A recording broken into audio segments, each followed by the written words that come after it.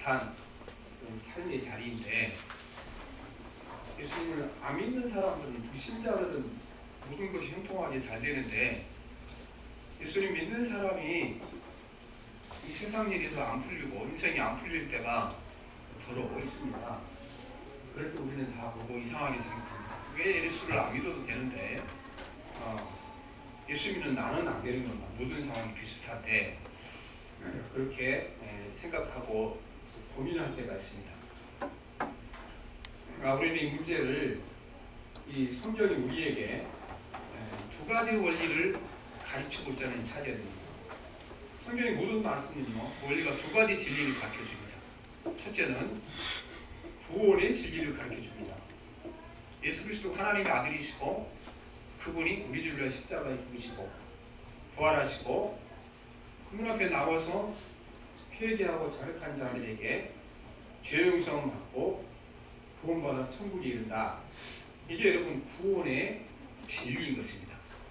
이 진리는요, 성령이 우리에게 임하지 않고는 깨달을 수 없는 진리인 것입니다. 이처럼 그 사람의 지식과 상식으로 생각하면 이런 엉터리 같은 이야기 어디 있습니까? 그러나 성령이 우리에게 오시면 이 진리가 깨달아집니다. 그래서 고린도전서 2장 13절 14절을 보면, 우리가 이것을 말하거니와 사람이 지혜가 가르친 말로 아니하고 오직 성령께서 가르치는 것으로 하니 영적인 일은 영적인 것으로 분별하니라. 육에 속한 사람은 하나님의 성령의 일들을 받지 아니하나니 이는 그것들이 그에게서 어리석게 보이며 또 그는 그것들을 알 수도 없나니 그러한 일은 영적으로 분별되기 때문이라, 이렇게 말씀하십니다. 그래서 구원의 진리는요, 성령이 임하지 않고는 깨달을 수 없습니다. 그래서 마치 우리가 구구단을 외워야 곱셈 나눗셈을 자유롭게 할 수 있는 것과 같다는 것입니다. 그래서 우리가 이 땅에 살아가면서 구원의 진리가 있습니다. 그 다음에 성경에는요, 구원의 진리 외에 또 한 가지 진리를 가르쳐줍니다. 자연의 원리와 법칙에서 우리에게 가르쳐준 진리가 있습니다. 영적인 진리를 몰라도 우리는 이 자연을 통하여 하나님이 계시하신 모든 원리와 삶의 방법들은 능히 깨달을 수가 있는 것입니다. 불신자들도 자연의 원리를 깨닫고 알 수가 있는 것이죠. 자연의 원리라는 것이 산과 들에 자라나는 이렇게 생물이 관한 것은 아니고요, 경제의 원리도 자연의 원리에서 나오는 것이고, 그 밖에 우리가 도덕적 원리도 자연에서 나오는 원리가 많이 있는 것을 보게 되는 것입니다. 그런데 우리가 자연의 원리와 구원의 원리인 것은 다르게 갈 때가 많습니다. 내가 예수 믿고 구원의 진리를 깨달아서 영생과 천국을 확신했는데, 예수를 믿지만 이 땅에 자연의 원리를 무시하고 살아가면요, 그 사람은 이 땅에 예수 믿어도 삶이 고단하고 일도 안 풀리고 어렵습니다. 왜냐하면 자연의 원리도 누가 주신 것입니까? 하나님 그분이 주신 것일 때는 반드시 지켜야 한다는 것입니다. 자연의 원리를.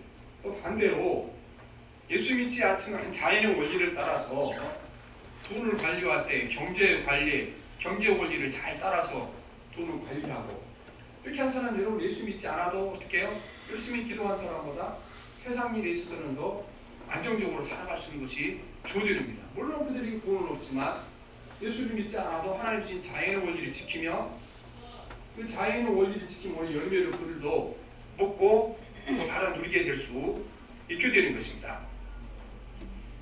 그래서 우리가 로마서에 보게 되면 이 땅에 분명히 자연을 통하여 하나님이 계시하신 원리가 있다, 이렇게 말씀하죠. 로마서 1장 20절에 보면 창세로부터 그의 보이지 아니한 것들 곧 그 영원하신 능력과 신성이 그가 만드신 만물에 분명히 보여 알려졌나니 그러므로 그들이 핑계하지 못할지니라. 왜 말씀하시기를 자연 안에도, 모든 자연의 원리 안에도 여기에 하나님의 계시와 또 하나님의 말씀이 그 안에 들어있다는 말씀인 것입니다. 그런데 우리가 이 잠언서는요, 이 잠언서에는 구원의 원리는 거의 없습니다. 예수 믿고 주의 사랑 받고 천국 가라는 얘기는 잠언서에 없어요. 자문서는 거의 대부분이 무슨 말씀을 하냐면은 자연의 원리에서, 이 세상 정치, 경제의 원리에서, 여기에서 또 자연의 원리에서 하나님이 계시된 진리를 이 자문서에는 소개하고 있습니다. 그래서 우리가 구원의 원리는 아는 것도 중요하지만요, 하나님께서 우리에게 이 땅에 육신을 가지고 살기 위해서는 자연의 원리를 반드시 배워야 되기 때문에 이 자문서가 굉장히 중요한 말씀입니다. 더러 우리가 보면 이제 이 자연의 원리를 이거는 구원의 원리보다 더 중요하게 여기는 것이 문제가 되는데, 우리는 두 번째 원리로 이 자연의 원리를 꼭 우리가 지키고 살아가는 법을 배워야 되겠습니다. 그래서 우리가 보면 예수 믿는 사람이 반드시 자연의 원리를 지키지 않게 되면 거기에 해당되는 모든 문제가 진멸하게 되는 것입니다. 우리는 하나님의 말씀이요, 자연의 법칙을 초월하지만 자연의 법칙을 결코 무시하지 않습니다. 자연의 법칙을 초월한다는 뜻은 무슨 뜻입니까? 우리는 선교사로 나가면 거기 전염병도 많고 또 여러 가지 음식이 안 좋기 때문에 일찍 죽을 수 있다. 알고 떠나요? 모르고 떠나요? 알고 가죠. 왜 떠납니까? 죽을 줄 알고 가는 거죠. 그분들은 자연의 원리를 초월해서 간 겁니다. 우리나라에 처음 선교사들이 들어왔을 때요, 미국에서 되게 선교사들이 많이 들어왔잖아요. 그분들이요 거의 최고 학벌이었습니다. 최고 학벌. 그때도 1900년도 때이기 때문에 미국 사람들도요 그렇게 대학을 많이 가지 않은 시절이었어. 근데 명문대 출신들이 굉장히 들어와서 고생을 하다가 막 30, 40대 때 돌아가셨어요. 그분들은 어떻게 왔습니까? 자연의 법칙을 무시한 것이 아니고 자연의 법칙을 초월하고 온 거죠. 내가 거기 콜레라가 막 왕성하고 또 기독교 박해가 있는 그곳에 가서 죽을 수도 있다. 그러나 내가 죽으면 하나님 나라 가기 때문에 간다. 초월하고 온 사람들이잖아요. 초월한 것이 아닌데 우리가 자연의 법칙을 어기고 살아서는 안 된다는 말씀을 했습니다. 그래서 들어보면 이제 안 먹어서는 안 될 것을 먹고 또 필요한 것을 하지 않을 때가 많은데 그것들이 우리에게 다 영향을 미치게 되는 것입니다. 그럼 우리 잠언 말씀이 오늘 10장 1절 10절은요 오늘 우리의 현실의 삶에 충실할 것을 알려주고 오늘 하루하루를 어떻게 살아갈 것인가에 대하여 우리에게 말씀으로 가르쳐주는 말씀인 것입니다. 우리는 지금 우리 대한민국의 사실은 암담한 현실 앞에 놓여 있습니다.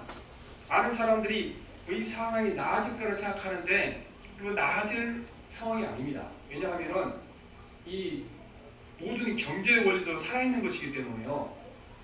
사람이 어려서 20살 정도까지 자라면 더 이상 키가 안 크잖아요. 경제도 마찬가지예요. 경제도 이게 선진국이 되면 더 이상 자라지 않습니다. 멈춰 있는 것이죠. 자라지 않아요. 작년에 우리가 경제 성장이 1%도 약간 넘었잖아요. 근데 물가 상승률이 3%에서 주니까 작년에 경제가 얼마 뒷걸음친 거예요? 2% 뒷걸음친 거예요. 이 상황이 나아질 것이냐? 나아질 가능성이 별로 없습니다. 그러다 우리가 젊은 아이들이 이렇게 취직을 하지 못하고 취직을 해도 자기 삶을 보장해 줄 수 있는 돈을 받지 못하니까 결혼을 포기하고 이렇게 살아가는 것입니다. 작년 우리나라 세금이요 87조가 적자가 났습니다. 500억 중에 87조가 적자가 났습니다. 500조 중에서 엄청난 적자가 난 거죠. 그것도 꼼수로 그래서 딱 이제 선거 딱 끝나니까 다음날 발표한 거예요, 사람들이 정부에서. 그런데 우리가 엄청난 문제입니다. 87조가 국가 살림이 적자가 난다는 걱정이죠. 그 다음에 지난해요. 지금 우리나라에 혼자 사는 가구가 1천 가구입니다. 1천만 가구. 1천만 가구 혼자 살아요. 지금 우리나라 총 가구 수가 2,177만 3,507가족인데요. 가구인데 절반이 그러니까 혼자 사는 집이에요. 절반이. 이렇게 우리가 어려운 시대로 그러면 절반이 다들 이렇게 텔레비전에 나 혼자도 산다 그런 나온 사람들은 기적 같은 이야기고 혼자 사는 사람들 거의 70, 80%는 잘 사는 사람들일까요? 못 사는 사람들일까요? 어려운 사람들이죠. 어려운 사람들. 그렇게 우리가 살아가고 있는 것입니다. 그래서 우리가 지금부터는요 부자가 되겠다는 꿈을 꿔서는 안 되는 것입니다. 앞으로 부자가 될 가능성이 없습니다. 물론 소수의 부자들은 되겠지만요 전체 국민들이 가난해지기만 나온 것입니다. 가난해지기만. 우리나라 모든 지금 70대, 80대 이런 분들이 지금 그 부동산에 자기 자산의 80%를 가지고 있잖아요. 근데 앞으로 부동산 올릴 가능성이 없습니다. 왜냐하면 이걸요 찾을 수 있는 돈인 사람이 없어요. 지금 우리 경제 전문가들이 100명 중에 6명만이 현재 집값 상태의 집을 살 수 있다 그렇게 하는데 100명 중에 6명 집을 살 수. 아니 집을 살 사람이 있어야 집값이 올라가든가 떨어지고 하니까 안 세요. 그렇게 할 게 없는 것입니다. 그리고 우리가 보면 지금 아주 위중하고 중요한 시기를 맞았는데 대통령의 경제 관련이 전혀 없습니다. 그래서 한 꿈에 870이나 그러는데 그게 적정한 가격이라 그러는데요. 그러면 여러분 농사 짓는 사람이 파 한 단 넣어놓고 그거를 870원 팔리면은 현재서 여러분 300원도 못 받아요. 모든 농산물은 그 유통비가 절반이 넘습니다. 모든 농산물. 그래서 우리가 현재 기대할 것이 못하다는 거예요. 오늘 우리는 여러분 이제는 우리가 가난하게 내가 어떻게 잘 살던 나를 방법을 찾았던 것이지 과거처럼 이렇게 경제가 막 호랑이가 돼서 경제가 좋아질 걸 생각하는 것 이건 지금 불가능한 상태인 것입니다. 그래서 이런 시대에 맞아서 우리가 어떻게 우리 삶을 살아갈 것인가를 잘 생각하셔야 되는데 우리가 오늘 하루하루를 잘 살아가는 건 굉장히 중요합니다. 예수님께서는 우리 삶을 하루 단위로 살아가라고 말씀하시죠. 마태복음 6장 34절에 보면 그러므로 내일 일을 위하여 염려하지 말라. 내일 일은 내일 염려할 것이고 한날의 괴로움은 그날에 족하니라 말씀하신 것입니다. 우리는 매일매일 오늘을 하루를 잘 사는 것이 내 인생의 성공한 길인 줄 믿습니다. 항상 우리가 하루 단위로 살아가야 돼. 하루 단위로 아침에 자고 일어나면 오늘 하루를 내가 어떻게 잘 살아갈 것인가 이거를 기억해야 되겠습니다. 그래서 자문 27장 1절 10절에는 오늘을 현실로 어떻게 잘 살아갈 것인가 방법을 알려주고 있습니다. 우리가 두 번의 것을 생각할 텐데 오늘은 1절부터 3절의 말씀을 듣고자 합니다. 첫째, 우리가 어떻게 살아야 되는가? 바로 현재 지금의 삶에 충실하라고 말씀합니다. 1절 한번 같이 봅시다. 시작. 너는 내일을 자랑하지 말라. 하루 동안 무슨 일이 일어날지 알 수 없습니다. 이렇게 말씀하시죠. 우리는 사람이 자신이 직접 통제할 수 있는 시간은 현재 지금 내가 맞이하는 시간밖에 없습니다. 지나간 과거는 나와 아무 상관없는 것이고 내가 통제할 수 없다는 것입니다. 그리고 미래에 다가올 시간도 내가 통제할 수가 없습니다. 그런데 많은 사람들이요 내일은 적어도 내가 통제할 수 있다 이렇게 생각하는 사람이 많습니다. 내일은 너무 가까운 미래이기 때문에 내일은 내가 통제가 가능하겠다 그렇게 생각합니다. 왜냐하면요 오늘 내가 계획을 세워놔서 지금 오늘 내가 생각하기에 모든 것이 내일 잘 풀릴 거라고 생각이 들었는데 그게 한 달 후에 일어날 일은 아니잖아요. 지금 생각했을 때 바로 내일은 다 될 일인데 그 사람들은요 뭐 일주일 후는 몰라도 한 달 후는 몰라도 내일은 내가 오늘 계획한 대로 내가 생각한 대로 적어도 내일만큼은 풀려갈 거다 그렇게 생각을 하죠. 그래서 오늘을 내일을 오늘의 연장으로 보는 겁니다. 그러나 그렇지 않습니다. 오늘 내가 계획했던 것도 지금 현재 진행이 잘 돼서 내일 성공할 거라고 생각하는 거 내일 안 될 수 있습니다. 사람은 그래서 내일 일을 모르는 것이고 미래는요 가장 가까운 미래 내일 일도 우리가 어떻게 할 수 없는 미래에 속하는 순간이기 때문에 오늘 하루 이 시간은 나의 시간이고 내가 통제할 시간이겠지 내일조차도 내가 통제할 수 있는 시간이 아니라는 것입니다. 그러므로 우리에게 미래를 통제할 수 없기 때문에 내일도 통제할 수 없습니다. 그래서 내일 일을 자랑하지 말라. 하루 동안에 무슨 일이 일어날지 내가 알 수 없습니다 말씀하시는 것입니다. 오늘 저녁에 다 계산해 보니까 내일은 다 될 것 같아요. 누가 나한테 돈 준다는 사람이 있는데 그렇죠? 돈 받을 게 있는데 그 사람이 전화에 철석까지 약속하는 거예요. 내가 뭐 이렇게 준다 그랬는데 내일 대봐야 하는 거죠. 그렇죠? 내일 대봐야 특별히 또 돈 준다는 사람은 항상 가장 많이 쓰는 말이 무슨 뜻인지 무슨 말인지 압니까? 다 내일 준다 그래요. 돈 남의 돈 가져가고 안 주는 사람들을 이렇게 물어보면요 다들 대답이 제일 많은 대답이 내일 준다 그래요. 그러면 또 내일 되면 또 내일 그렇죠? 그래서 우리가 내일은요 내가 통제할 수 있는 것이 아니에요. 오늘 나 생각해서 이건 틀림없이 성공할 거다 내일 되면 승복 못할 수 있습니다. 우리가 뭐 지금 일본이나 대만처럼 지진 나면 어떻게 돼요? 아무 소용 없는 거죠. 계획 뱉는 것이 소용없게 되는 것입니다. 우리는 내일은 분명히 오늘과 다른 날이며 지금 이 순간만이 현실적인 삶인 것입니다. 그래서 우리가 현재 할 일을 미루면 그 시간은 사라지고 말게 되는 것입니다. 인생을 낭비하지 않으려면 지금 바로 우리가 이 순간에 지혜롭게 살아야 한다 그렇게 말씀하십니다. 어떤 분은 그렇게 이것을 표현해요. 어떤 사람에게 하루에 돈을 24만 원씩 주고 너 이거 하루에 다 써라. 하루 동안 안 쓰면 내일 이거 다 다시 회수하겠다. 그렇게 했는데 우리가 똑같다는 겁니다. 24시간 우리가 줘놓고 너거 24시간 잘 써라 그랬는데 자 잘못 쓰면 내일로 그렇게 넘어갑니까? 그게 돈처럼 안 넘어가잖아요. 오늘 잘못 쓰면 내일은 다 사라지고 없는 것이기 때문에 오늘이 우리가 제일 중요하고 오늘 하루만 내가 통제할 수 있는 시간인 것을 항상 기억해야 되겠습니다. 그래서 야고보 사도는요 바로 이 말씀을 가지고 약간 우리에게 설명을 덧붙여서 기록해 놨습니다. 바로 이 잠언 27장 1절 말씀을 야고보 사도는요 여기에다가 설명을 좀 덧붙여서 이해할 수 있도록 이렇게 기록을 했어요. 그러나 너희 중에 말하기를 오늘이나 내일이나 우리가 어떤 도시에 가서 거기서 1년을 머물며 장사하여 이익을 벌이라 하는 자들아 내일 일을 너희가 알지 못하는도다. 너희 생명이 무엇이냐? 너희는 잠깐 보이다가 없어지는 안견이라. 너희가 도리어 말하기를 주의 뜻이면 우리가 살기도 하고 이것이나 저것을 하리라 할 것이거늘 이제도 너희가 허탄한 자랑을 하니 그러한 자랑은 다 악한 것이니라. 이렇게 말씀하십니다.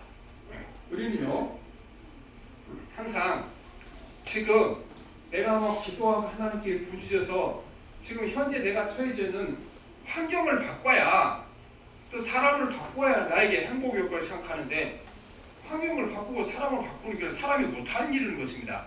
우리가 할 일은 한 가지밖에 없는 것입니다. 우리가 할 일은 우리는 오늘 현재 주어진 하루를 하나님 뜻대로 사는 것 한 가지밖에 없는 것입니다. 우리 마음 가운데 하나님 뜻대로 살면 어떻습니까? 우리는요 항상 그 간접적으로 생각해요. 인간의 행복과 기쁨이라는 것이 이게 내가 원하는 대로 환경이 바뀌어야 되는 거고 내가 원하는 대로 사람이 바뀌어야 되는 그러는 거예요. 우리는 그 내가 원하지 않는 상황 속에서 하나님 뜻대로 살면요 그 마음에 하나님께서 우리는 세상에 없는 것을 직접 우리에게 제공해 줄 줄 믿습니다. 직접 우리에게 기쁨을 주시고 평강을 주시는 것입니다. 그래서 기도하고 사는 사람은 어떻습니까? 환경이 변하지 않았지만 그 다음에 기쁨이 있고 행복이 있고 미래의 소망을 간직하고 늘 살아가게 되는 것입니다. 첫째는 그 소리는 오늘만 지금 현재 내가 당한 이 시간만이 내가 해결하면 될 시간이다. 이렇게도 여기고 살아가야 되는 것입니다. 근데 자꾸 내일을 끌어오니까 자꾸 과거를 끌어오니까 오늘의 삶이 고단해지고 힘들어진다 이렇게 말씀하신 것입니다. 그리고 오늘을 잘 살면요 과거에 잘못된 사람은 돌이키지는 못하죠. 변화는 못해요. 그럼 뭐가 달라집니까? 오늘을 잘 살면요 과거에 잘못 살았던 삶에 대한 가치가 달라지는 가치가. 그렇죠? 옛날에 막 이렇게 도둑질하고 그 다음에 술 마시고 방탕했던 사람들이 오늘을 잘 살면 어떻게 돼요? 과거에 잘못했던 것을 더 빛이 나요. 아, 저 사람 이렇게 저렇게 막 술에 떨어져서 사는 사람이 오늘 변화되게 셀 사람은 어떻습니까? 과거에 자기가 술 마시면 나쁜 짓 했다고 변하잖아요. 그럼 어떻게 뭐가 변합니까? 평가가 변하는 거예요. 가치가 변하는 거예요.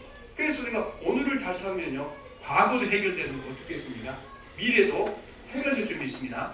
그러니까 여러분들이가 우리는 오늘 현재 이 시간을 우리가 어떻게 살 것인가 거기에 항상 기준을 두고 사셔야 될 것입니다. 그 다음에 둘째는 오늘 말씀에 우리에게 겸손할 것을 요구합니다. 겸손할 것을 2절 봅시다. 시작. 타인이 너를 칭찬하게 하고 내 입으로는 하지 말며 외인이 너를 칭찬하게 하고 내 입술로는 하지 말지니라. 우리가요 그 군대가 뭐 보병이 이제 무기를 쓰잖아요. 주로 쓰기는 것이 뭐냐 하면 소총과 수류탄이에요. 근데 소총은 어떻게 합니까? 소총은 조준경을 해서 정확하게 목표를 보고 딱 쏴야 되는 거죠. 수류탄은 어떻게 합니까? 수류탄은 아무나 맞으라고 그냥 던져놓는 거예요. 아무나 파편 받고 죽으라고 던져놓는 거죠.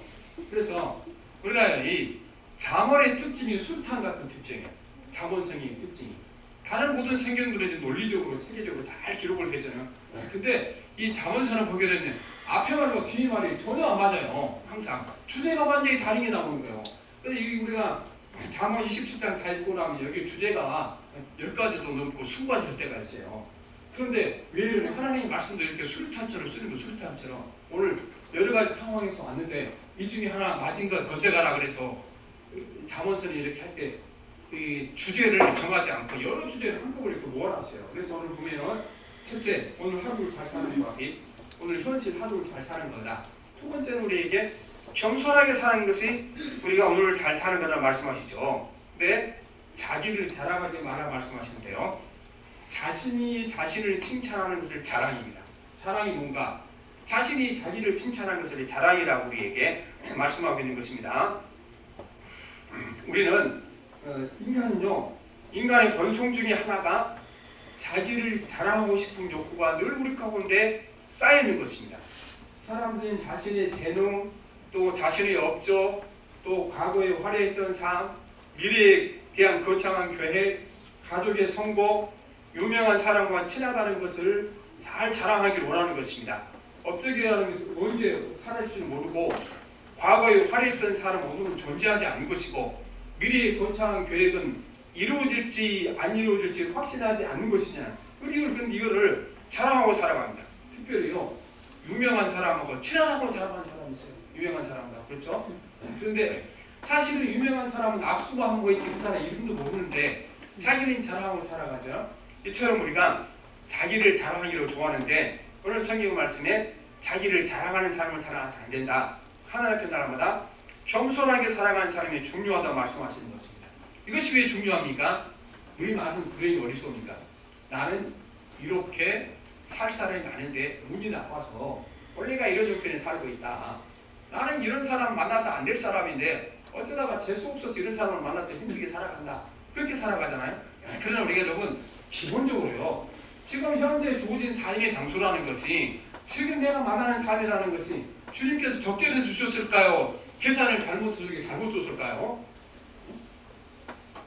하나님이 산수를 못하신 분이에요? 여러분 지금 현재 주어진 이 상황이 나에게 적절하니까 주신 거예요. 만나는 사람이 적절하게 주인다고 말씀인 것입니다. 그래서 저렇게 보고 같이 신학교 졸업하고 목회 잘하신 분들이 너무 많죠, 그렇죠? 수백 명, 수천 명의 목사님도 계시고 그러잖아요. 그런데 그럴 때마다 항상 이렇게 작은 공동체가 내가 맞게 적당하니까 주신 거고, 그리고 또 한편으로 생각해 보면 이거는 내가 감당하기도 사실은 너무 많은 수 이렇게 생각할 때가 많습니다. 그래서 항상 그렇잖아요. 목회할 때 언제나 저는 한 사람이 기준, 한 사람. 내 설교를 듣고 한 사람을 잘 들어주면 된다. 설교도 말씀 열심히 쓰지만 그거 120명 보내잖아요. 그런데도 열심히 쓰는 것은요. 120명 중에 몇 사람은 읽어보면 됩니까? 한 사람은 읽어보면 되지. 그렇죠? 내 글을 누가 읽어줘요. 그래서 우리가요. 겸손해지면 어떻게 해요? 사람 사는 것이 우리가 편해지게 되는 것입니다. 사실 우리 모든 불행이 다 어디서 오는가? 다 교만해 주는 거야. 내가 이렇게 살 사람이 아닌데, 내가 이런 사람하고 살 사람이 아닌데, 나는 이보다 나을게 살아야 되는데 이렇게 생각하기 때문에 그렇습니다. 그래서 오늘 또 우리가 힘들고 고단한 삶을 잘 사는 그런 방법 중에 하나 겸손해지고 자신을 낮추는 것입니다. 현재 지금 주어진 삶도 하나님 나에게는 가보는 사람입니다. 이렇게 겸손한 사람들 복된 삶을 살게 될 줄 믿습니다. 그래서 빌립보서 5장에 보면 2장에 보면요 사도 바울이 내 안에 이 마음을 품으라 곧 그리스도 예수의 마음이니 그는 근본 하나님의 본체시나 하나님과 동등병을 취할 것으로 여기지 아니하시고 오히려 자기를 비워 종의 형체를 가지사 사람들과 같이 되셨고 사람의 모양으로 나타나사 자기를 낮추시고 죽기까지 복종하셨으니 곧 십자가에 죽으심을 말씀하셨습니다. 아니 예수님이 자기를 낮추되 사람이 되기까지 낮췄고 이 땅에 벌레처럼 낮아졌잖아요. 그래서 우리가 두 번째 이 땅에 어려운 삶을 사는 오늘을 잘 사는 방법은 여러분 겸손하게 사는 방법인 것입니다. 직장에 가서도 이게 하나님 내가 주신 직장이라 하고 열심히 살아가야 되는 것이지 아이고 나는 여기 있을 사람이 아닌데 어쩌다가 재수가 없어서 운이 나빠서 부모를 잘못 만나서 내가 이렇게 지금 내가 이렇게 힘든 직장에 살아간다. 평생 길 안 열립니다. 지금 현재 주는 자리를 감사히 여기고 갑으로 생각한 사람들에게 하나님 축복하시고 복을 주실 것입니다. 셋째는 우리에게 분노와 투기를 억제하는 법을 배워야 오늘 하루를 잘 살게 될 겁니다. 우리 3절 4절 봅시다. 시작. 돌은 무겁고 모래도 가볍지 아니하노라. 미련한 자의 분노는 이 돌보다 무거우니라. 무거우니라 말씀하십니다. 우리가 오늘 보면 이 비유가 굉장히 좋은 비유입니다. 좋은 비유. 세상에서 무거운 것은 뭐가 무겁습니까? 돌과 모래가 무겁잖아요. 그런데 우리 마음 가운데 우리 마음 가운데 분노라는 것이 이 돌과 모래보다 더 무거운 것이다 그렇게 말씀하죠. 돌과 모래보다 더 무거운 것이다. 그래서 분인 잔이라고 그죠? 미련한 자의 분노는 이 둘보다 더 무거우니라. 모래와 돌보다 더 무거운 것이 우리의 분노라고 말씀하시는 것입니다.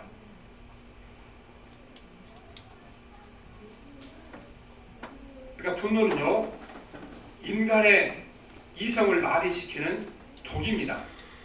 분노에 눌리면 잠도 잘 오지 않고 몸의 모든 기능이 쇠약해져서요, 쉽게 병이 걸리게 되고, 또 사람들이 분노하게 되면 어떤 일이 벌어집니까? 절대로 우리가 올바른 선택을 하지 못합니다. 올바른 결정을 하지 못하는 겁니다. 많은 사람들이 언제 가장 옳지 않은 결정을, 자기에게 손해되는 결정을 내립니까? 그거는요, 분노할 때 가장 손해되는 결정을 내게 되는 것입니다. 그래서 오늘도 우리가 살아가면서 항상 우리는 내 감정의 손실을 항상 기억해야 되는 겁니다. 감정 손실을. 이렇게 내가 분노하고 화내는 것이 나한테 얼마나 이익이 되는가를 항상 자기를 관찰하는 것이 필요하다고 말씀인 것입니다. 분노는 나의 의지와 이성과 상관없이 일어납니다. 이 분노라는 것은. 그래서 이 분노를 우리가 잘 통제하는 방법을 배우는 것이 굉장히 중요합니다. 왜냐하면요, 우리나라 사람들은 더욱더 이 분노를 참지 못하는 겁니다. 그래서 옛날에 가슴의 뼈라 그래서 이상한 병이 있었잖아요. 많은 주부들이 권리병에 걸렸었어요. 남편에게 속썩이고 자식이 속썩이고 그렇게 이제 옛날에는 막 그랬잖아요. 우리 할아버지 할머니 시대에 그 아내 혼자 가서 밥 메우고 논 메우고 그러고 집에 오는 밥까지 마누라한테 해내라고 그러고 거기다가 그렇게 술주정까지 끓여내니까 많은 분들이 이렇게요, 그 속병이 생긴 분들이 굉장히 많았었죠. 그래서 그렇게 해서 우리가 영향이 높고요. 그리고 사실은 이 분노를 자주 내고 안 내는 거, 이거는 상당하게 이렇게 유전 정향이 높습니다. 부모님이 화를 잘 내고 이렇게 툭툭툭 하신 분들은요, 자녀들이 이것이 더 화를 잘 내고 하는 상승이 높습니다. 이거를 우리가 자기 자신을 살피고 이거를 관리하는 법, 통제하는 법을 배우지 않으면 안 되게 되어 있습니다. 그래서 지금 우리 대한민국의 가장 큰 문제가 뭡니까? 우리 대한민국, 우리 저를 포함하여 우리 모든 대한민국 국민, 특별히 교회 안에서도요, 이게 잘 안 되는 거예요. 자기 감정 통제하는 법을 모르고 배우지도 않습니다. 열심히 수학하고 영어 가르쳐 봐요. 그거는 절대로 감정 통제 안 되는 겁니다. 그래서 우리는 그리스도 안에서 우리가 감정을 통제하는 법을 배워야 되는데요, 이거는 우리가 성령의 능력으로 또 훈련을 통해 가능하다는 것입니다. 첫째는 우리는 자신의 마음을 객관적으로 늘 관찰하는 시간을 가져야 됩니다. 저는 사람이 가진 능력 중에 가장 유리한 능력, 하나님께서 다른 동물들에게 주시지 아니하고 인간에게 주었던 가장 유리한 능력이 이거라고 생각합니다. 인간은요, 자기가 생각하는 그 생각을요, 제 3자 입장에서 객관적으로 관찰할 수 있어요. 지금 내가 이렇게 돈을 많이 벌어도 허탄한 생각을 하고 있구나. 또 저 사람을 사랑해서는 안 되는 내 마음과 이렇게 그런 마음을 가지고 있구나. 관찰이 가능해요. 또 우리 마음 가운데 이렇게 감정을 관찰할 수 있는 능력을 주셨습니다. 내가 지금 화가 났구나. 내가 지금 분노하고 있구나. 내 마음이 우울하구나. 여러분 그게 관찰이 됩니까? 안 됩니까? 되죠. 동물은 안 되는 거예요. 동물은 그러니까 충동이 오면 충동대로 사는 거지만 인간은요, 그 충동을 벗어날 수 있어요. 관찰할 수 있는 능력을 주셨습니다. 그래서 우리가 이걸 관찰하는 법을 배워야 되는 것입니다. 그래서 우리가 세상 옛날에는 우리가 이제 이렇게 막 소리질러 많이 기도했잖아요. 부르짖는 기도 해야 되죠. 근데 왜 부르짖는 기도했습니까? 그때는 환경이 너무 어려우니까 아파도 병원도 못 가고 내일 아침 밥거리도 없고 그러니까 너무 환경이 급하니까 막 부르짖기 기도했잖아요. 지금 여러분 우리가 이제는 부르짖기 해야 되겠지만 우리가 침묵하며 기도할 때가 왔어요. 이제는. 왜냐? 우리가 침묵하여 기도하며 나를 들여다보지 않고는요, 나를 관찰하지 못하거든요. 그래서 지금 우리가 이제 조용히 주님과 앞에 앉아서 혼자서 자기 자신의 생각과 자기 자신의 감정을 들여다보는 이 기도가 굉장히 필요한 것입니다. 우리 금요일날 저녁에 꼭 5분씩 하고 나오면 사실 5분 정도는 안 되고 최소한 하루 20분 정도는요 그 기도를 드려야 되는데 지금 이런 기도하기 환경이 너무 어렵습니다. 왜냐하면요 지금은 어떤 외부로부터 오는 자극이 없는 고요한 상태를 사람들이 견디지 못합니다. 견디지 못하는 게 단 1분도 휴대폰을 손에 안 잡고는 견디지 못해요. 단연. 예배드리는 시간도 우리가 휴대폰을 손에 안 견딜 수 없어요. 왜 그렇습니까? 그런 어디 자기관찰이 언제 돼요? 거기 보면은 세상 이상 얘기 다 나와요. 그러니까 사람 더 화가 나는 거예요. 그렇죠? 막 거기 뉴스 들어가보면 좋은 소식이 많아요? 나쁜 소식이 많아요? 90% 나쁜 소식이잖아요. 그럼 그거 맨날 쳐다보고 있으면은 감정이 통제되겠습니까? 감정이 더 분노의 감정이 쌓이겠습니까? 분노의 감정이 쌓일 수밖에 없는 거죠. 그래서 여러분들과 분노의 감정을 이렇게 다스리기 위해서 여러분들과 꼭 자기를 관찰하는 시간 가져야 되고 하나님 나에게 주는 관찰의 능력을 사용하셔야 되는 겁니다. 시편이 왜 중요하냐 그러면요. 시편에 보면 그 자기가 하나님 앞에서 자기 성찰한 얘기가 나와요.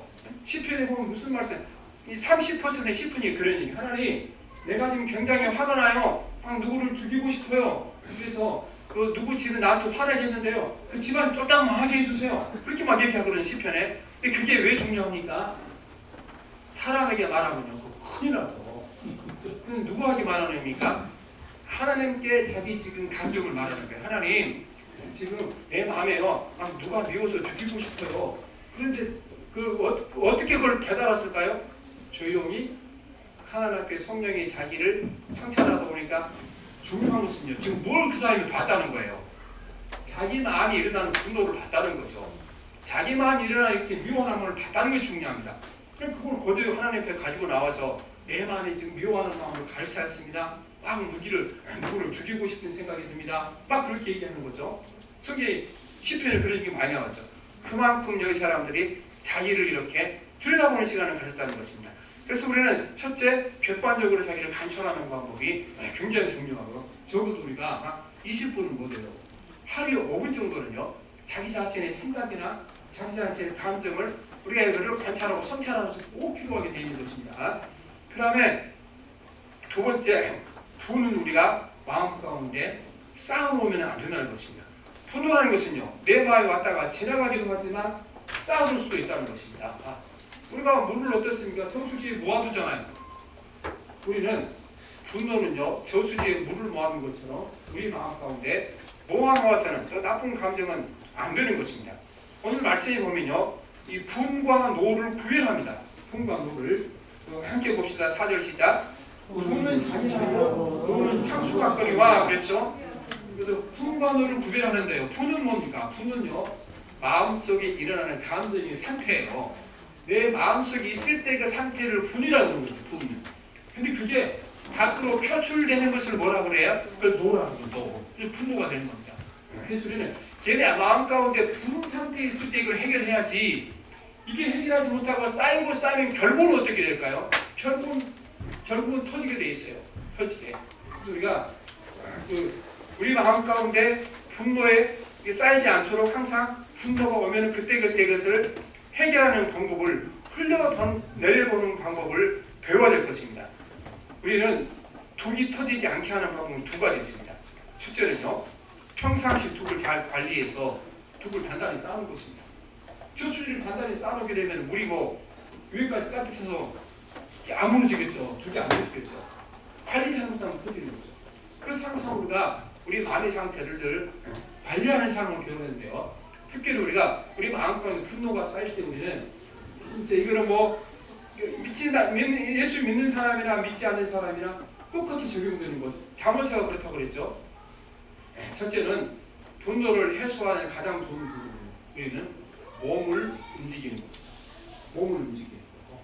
이걸 모든 심리학자들이 다 쓰는 방법이에요. 그래서 막 화나고 분노한다 그래서 입을 뒤집고 있어봐요. 그러면 화가 끌까요?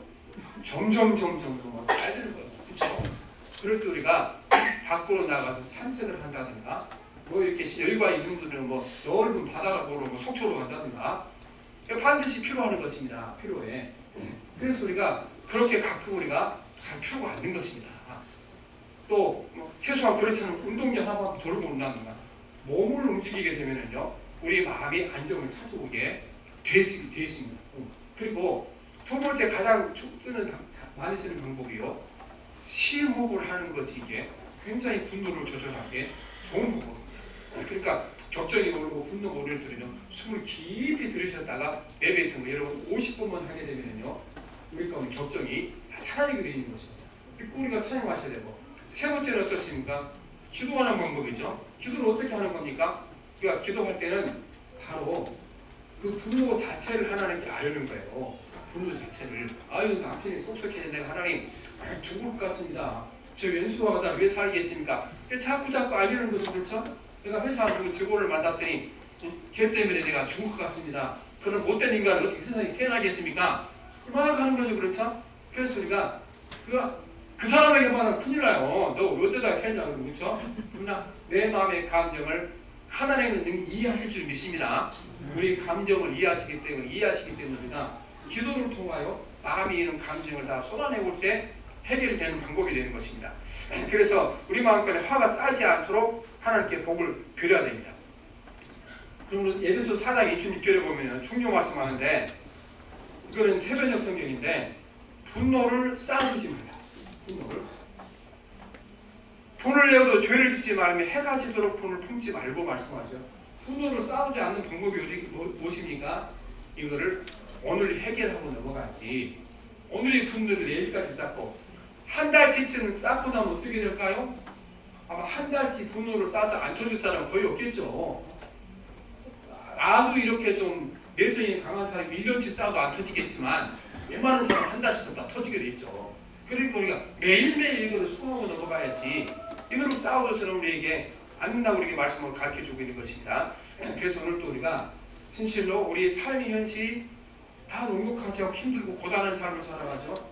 그러나 여러분 우리가 오늘 이 하루를 우리가 잘 살아가게 되는 것입니다. 그래서 가장 중요한 것은 내가 이 환경을 바꾸겠다고 생각하는 교만한 생각입니다. 사람을 바꾸고 생각하는 교만한 생각입니다. 그 누구밖에 할 수 없습니까? 하나님밖에 할 수 없는 것입니다. 우리가 내 마음대로 바꿀 수 있는 환경, 내 마음대로 바꿀 수 있는 사람, 이 안에 살아갈 때 지혜롭게 사는 방법은 무슨 방법입니까? 그거는요 오늘 현재 주어진 이 순간을 내가 하나님 뜻대로 살아간다.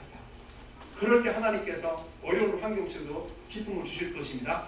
그리고 두 번째 겸손해야 됩니다. 오늘 주어진 이 상황이라는 것이 나에게 적절해서 주신 것이고 옆처럼 훈련시켜 주시는 것이지 이걸 내가 재수가 없거나 운이 나쁘거나 뭐 남편이 아내를 잘못 만나거나 이래서 온 것이 아니고 하나님 그분이 적절한 걸 주셨으니까 이걸 내가 감당할 수 있을 것이다. 이렇게 생각하셔야 되겠습니다.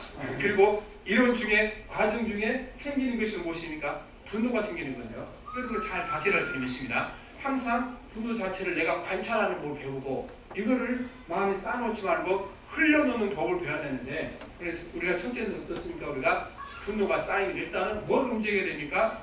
몸을 움직여야 돼요. 몸을. 그 집안에 앉아서 이렇게 있으면 점점 사람이 터지게 되는 것입니다. 가서 시원한 바람 몸을 움직이면 우리 마음도 움직이게 되어 있습니다.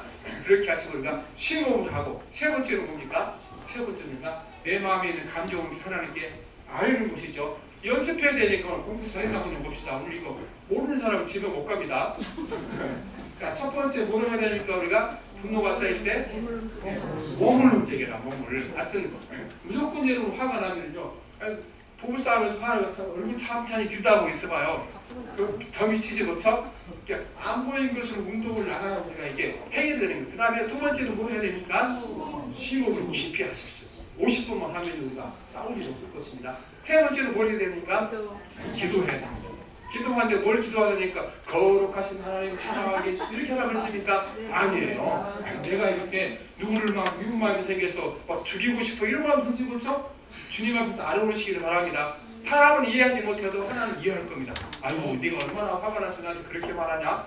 그래서 이해할 줄 믿습니다. 여러분 그래서 오늘부터 오늘 하루하루 우리가 매일매일 환경도 변하지 않고 사람도 변하지 않고 고단한 삶을 살아가는 이렇게 살아갈 때 우리 삶 가운데 하나님이 주는 기쁨과 평강 항상 충만하게 될 줄 믿습니다. 네. 살아계신 하나님 아버지, 우리는 각자 하루하루를 살아가는 것이 고단하고 힘든 삶을 살아갑니다. 그러나 우리가 오늘 현재 하루 행복하지 못하면 평생 행복하지 못한 줄 믿습니다. 오늘 하루만 책임지는 삶을 살게 도와주시기를 원합니다. 그래서 오늘 주어진 하루의 최선을 다하게 도와주시고, 오늘 주어진 모든 환경이 하나님께서 내게 적절해서 주셨으며 얘기하실 것이라는 확신 갖고, 또한 하나님 아버지, 하나님께 내게 한 것에 비하여 과분하게 줬다고 생각하며 감사하며 살게 도와주시고, 우리 가운데 분노가 쌓지 않도록 늘 도와주시기 원합니다. 주께서 하나님 우리가 분노를 쌓지 않도록 도와주시고, 몸을 움직이게 도와주시고, 깊이 우리가 쉬호흡하면서 안에껏 내보내게 도와주시고, 하나님 앞에서만 우리는 내 모든 감정을 쏟아넣게 도와주셔서 승리하는 삶을 살게 도와주셔서, 비록 우리가 환경이 변하지 않고 사람이 변하지 않지만 우리 주님께서 우리의 마음이 변하여 마음이 평강과 기쁨이 가득하여 날마다 우리에게 녹록지 않은 현실의 삶이 기쁨과 감사와 사랑의 넘치게 역사해 주옵소서. 예수님 이름으로 기도합니다. 아멘.